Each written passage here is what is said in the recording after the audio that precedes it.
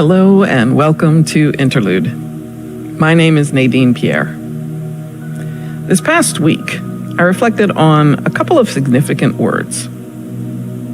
Let go. Now, let go are two words I often hear, especially in times of struggle and creation. When I first hear the words, they sometimes elicit an expression that says, how? How do I do that? Or, okay, but not yet, just give me a minute. And my favorite is just plain laughter, that laughter of recognition that it is time to let go.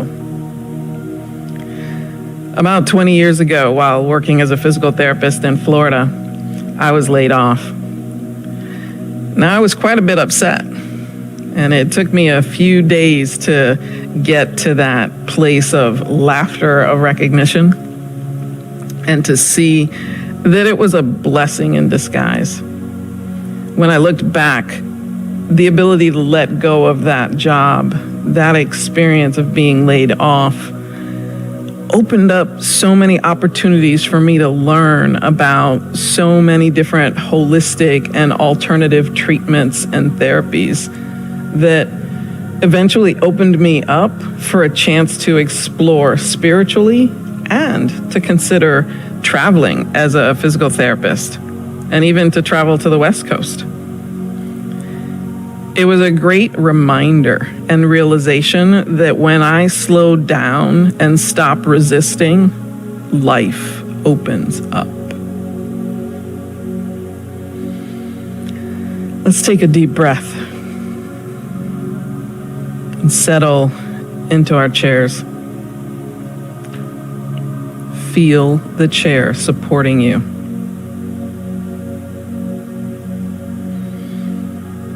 And take another deep breath. And this time, let my words be your words. I am you, and you are me. We are one. One universe with multiple opportunities of individualized expression. I quiet my mind to listen as the divine fills me with love, fills me with possibility.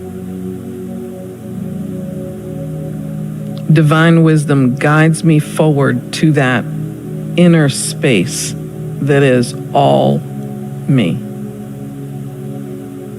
It calls me to let go of all that is not me, to let go of the mask of supposed protection. Divine wisdom guides me forward to that inner space that is all me. I open to the divinity that calls me into being, that calls me into fully expressing. And I give thanks for knowing that as I relax into my authentic self, I am open to all that life has to offer. And so it is.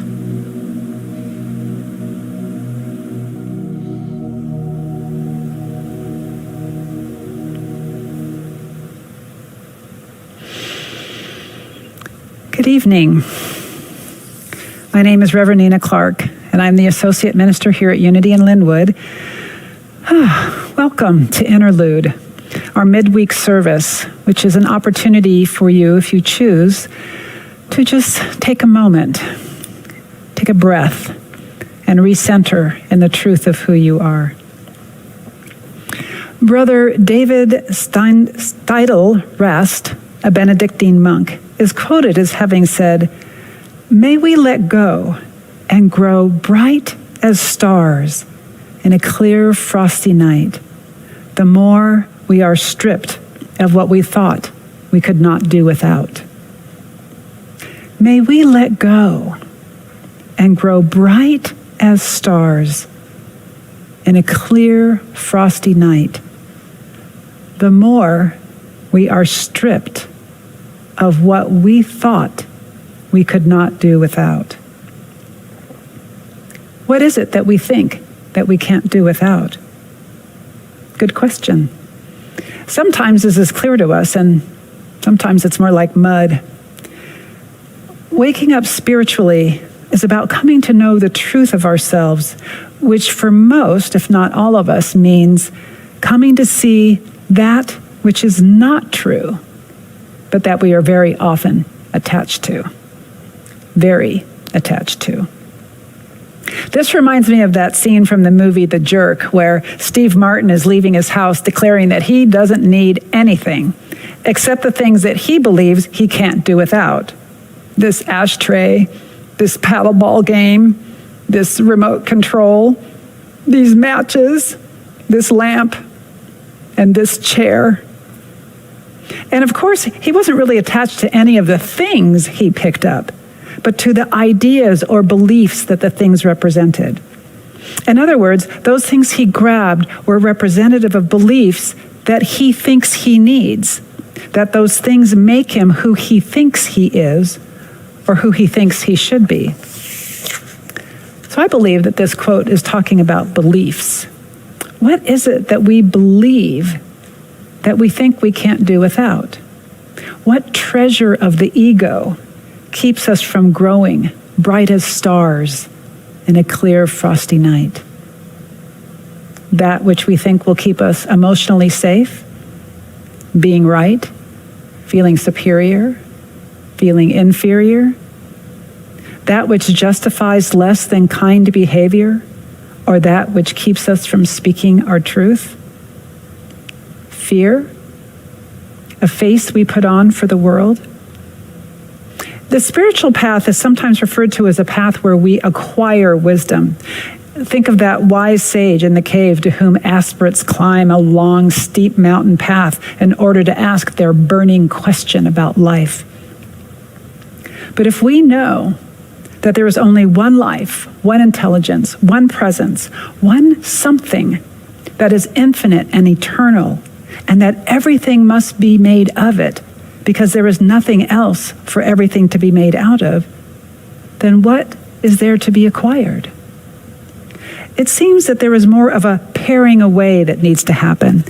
And this paring away is really of the beliefs, of any beliefs, that would have us remain rooted in our sense of separateness, or in any sense of separateness. I believe that this quote is referring to letting go of the death-hold grip we have on our cherished beliefs. And these beliefs can be attached to anything: events, people, other beliefs, even things. I like to think of the release as what happens when we simply open our hand, when we've been gripping tightly to anything, a belief, a way of thinking, a thought. It takes energy. Imagine that you're holding tight to something in your fist, and keep holding it, and keep holding it, and keep holding it. And now release. I believe this is the letting go that the quote is referring to. The thing, whether it be a belief or a word or an actual thing, doesn't necessarily go anywhere. Where would it go? We can grab it again if we like, but our tight grip on it lets go. And by doing that, we are much freer. And once we let go and feel the space and the freedom that opens up by doing so, we're less inclined to grab onto it again. Would an example be helpful here? Something that I thought I could not do without, and that was also difficult for me to see, was that I had a tight grip on my belief in being nice, no matter what. Even if people were mean to me, I needed to be nice. This belief was something I cherished. I'm not sure I would have put it that way until I examined it, but I did cherish it. To me, unexamined, it meant that I was being spiritual and taking the high road. Let's be clear. Nice is not the same as kind. It isn't really authentic. What can or does nice hide? Nice can hide fear of sharing an honest feeling, fear of being disliked or not loved. Nice can hide anger, hurt, sadness, and confusion. Nice can hide judgment, including of oneself. And I had a death grip on it, boy. I was nice. And then I began to see that my grip on being nice was bumping up against my value of integrity. There were times when the right thing to do wasn't nice. If I was going to be in integrity, I had to let go of my death grip on nice. And this has taken courage.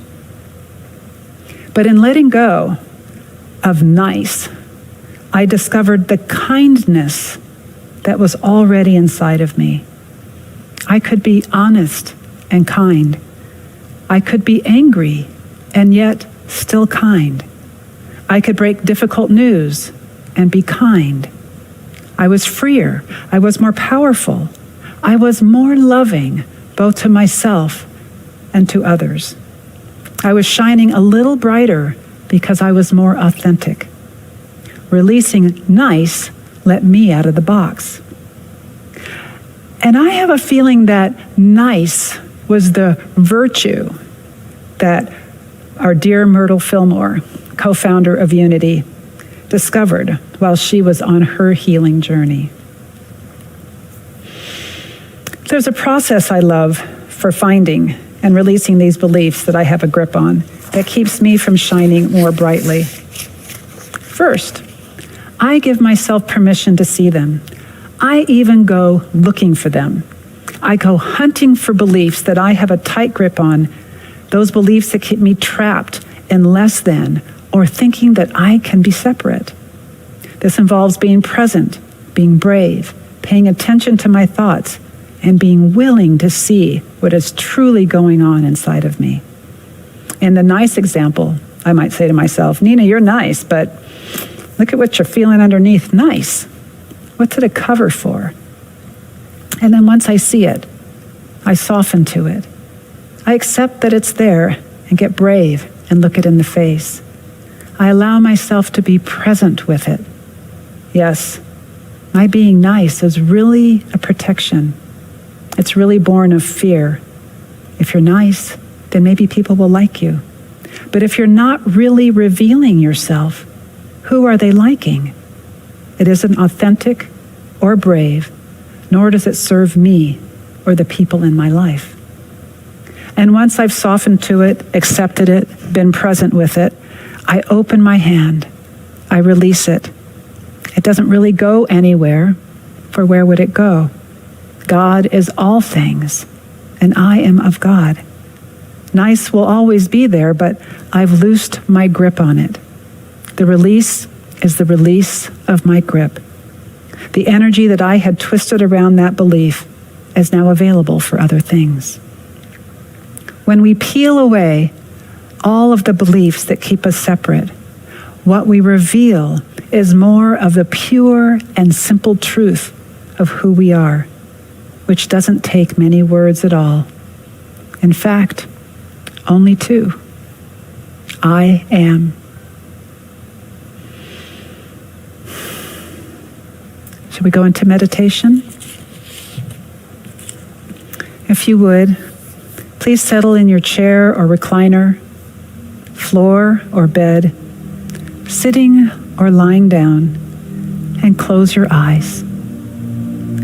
Take a deep, slow, cleansing breath, and as you exhale, allow your body to relax.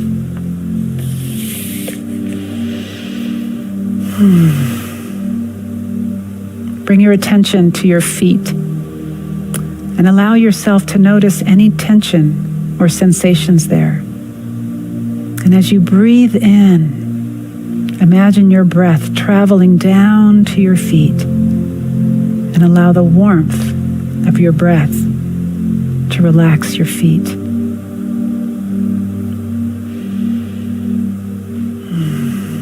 And now bring your attention to your legs and allow yourself to notice any tension or sensations there.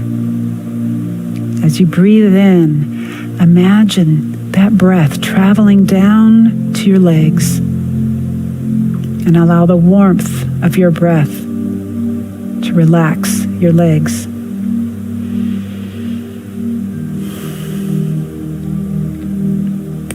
Bring your attention to your abdomen and allow yourself to notice any tension or sensations there.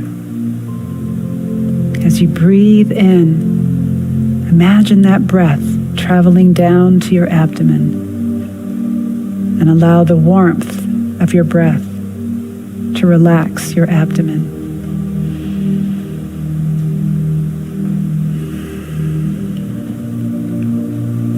Bring your attention to your chest and allow yourself to notice any tension or sensations there.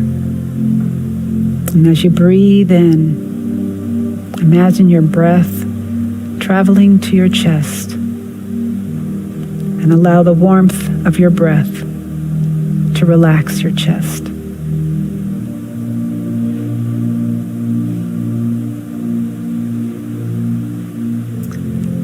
And now bring your attention to your back and allow yourself to notice any tension or sensations there. And as you breathe in, imagine that breath traveling down your back, and allow the warmth of your breath to relax your back.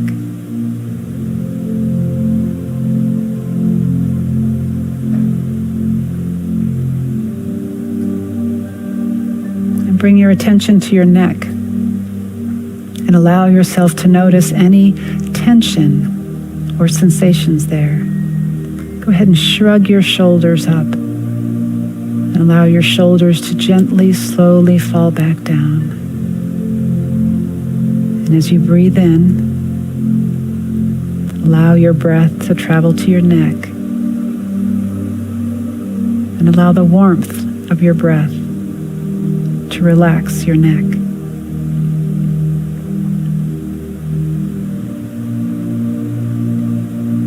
Bring your attention to your shoulders and arms, and allow yourself to notice any tension or sensations there. And as you breathe in, allow your breath to travel to your shoulders and down your arms and into your hands. And allow the warmth of that breath to relax your shoulders, your arms, and your hands.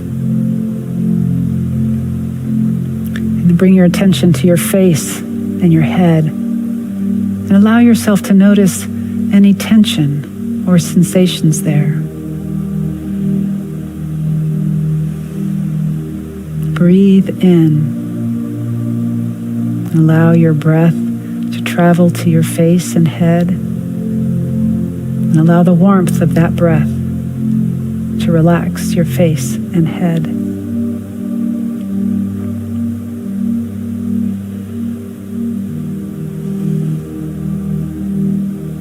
And now imagine that you are in the desert under a brilliant night sky, alive with stars. The air is comfortably warm, and you can hear the call of a nearby cactus pygmy owl, the sound of a gentle wind scattering the sand. Allow these sounds to ground your body in this moment. And then just be aware of your breath. Just be aware of being under that star-filled night sky.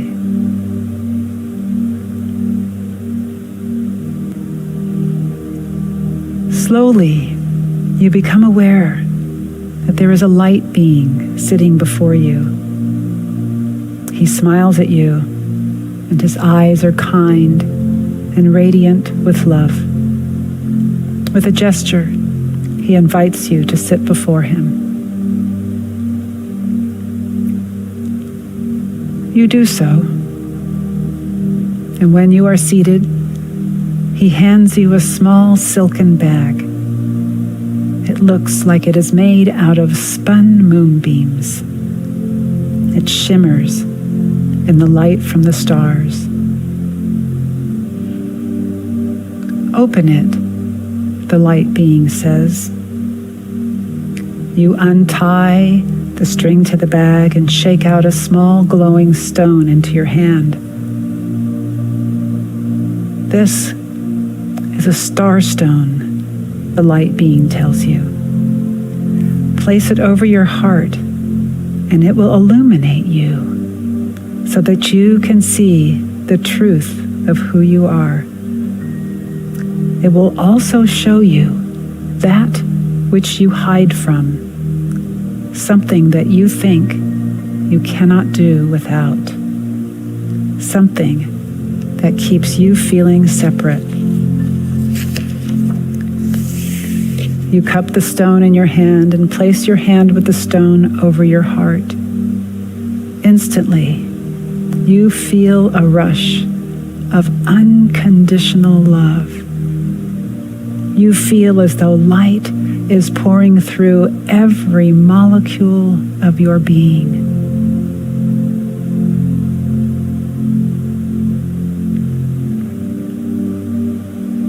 And you also become aware of a place that you've kept hidden, a place that keeps you feeling separate. Soften and allow the light to penetrate that place. The warm, loving voice of your guide tells you. Loose your grip and let the light in. Feel the light slowly penetrate that place until you feel it loosen and let go. Notice how this feels.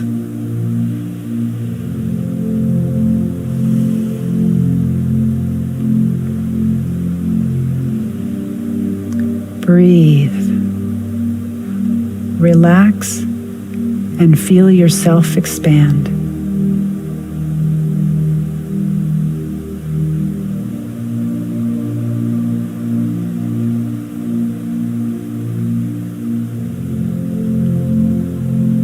The stone is yours, he says. It's a gift from the stars.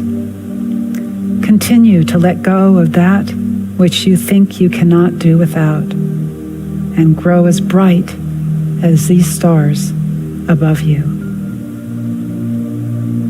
You gently place your starstone back in the silken bag. You bow your head in thanks, and when you look up, your guide has vanished, leaving only you and the desert and the brilliant star-studded sky. And you smile to yourself, grateful for this expanded sense of self.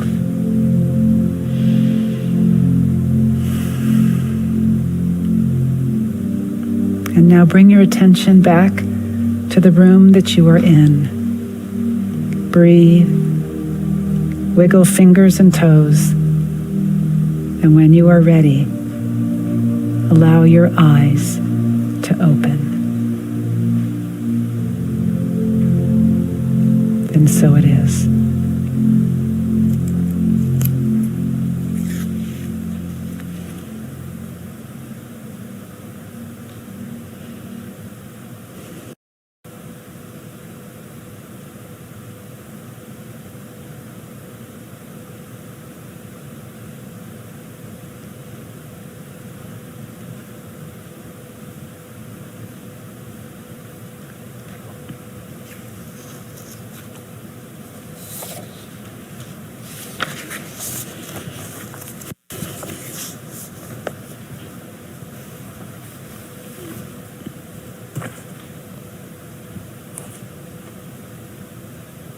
Thank you, Nina.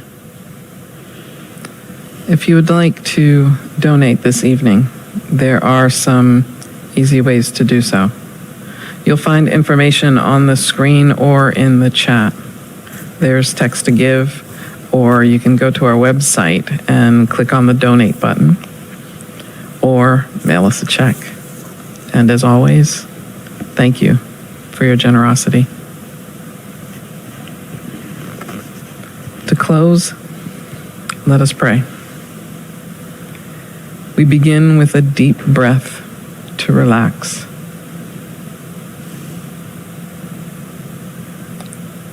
Another breath to take it all in.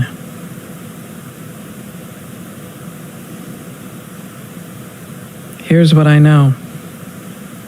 I am an individualized expression of Source. As I free myself up to fully express in my life, I open to more possibilities and opportunities of the divine. I give thanks and allow myself to release any resistance so that I can create a space for myself to be and express. I take a deep, cleansing breath of gratitude as I let go and let God. With each expression and action of love,